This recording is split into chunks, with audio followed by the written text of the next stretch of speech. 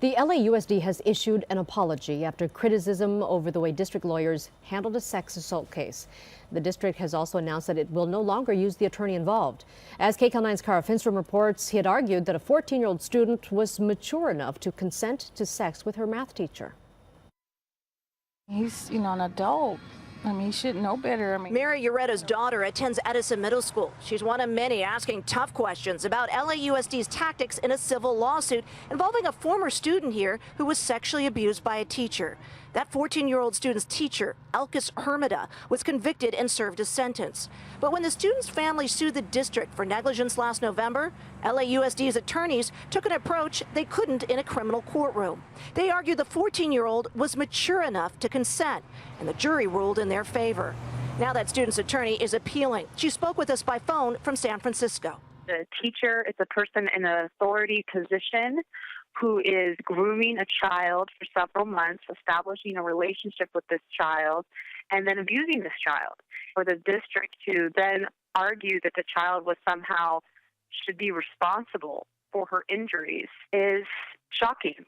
Attorney Holly Boyer says she'll largely base the appeal on two factors: the idea the student could give consent and the fact LAUSD attorneys presented the student's prior sexual history at trial. She believes that should be protected by rape shield laws.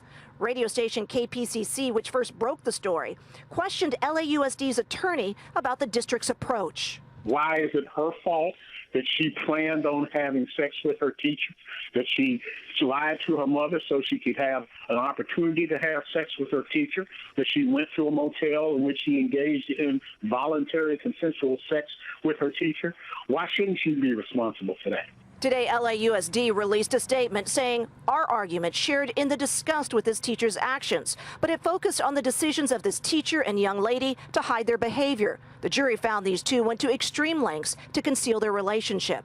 The fact finders concluded, yes, that in light of her sexual history, she knew what sex was. The state wouldn't want to hear any of that. They have a bright line test, 18. We don't inquire into your capacity if you're under 18. USC law professor Jody Armour stresses that's because there are very different sets of rules for civil and criminal proceedings.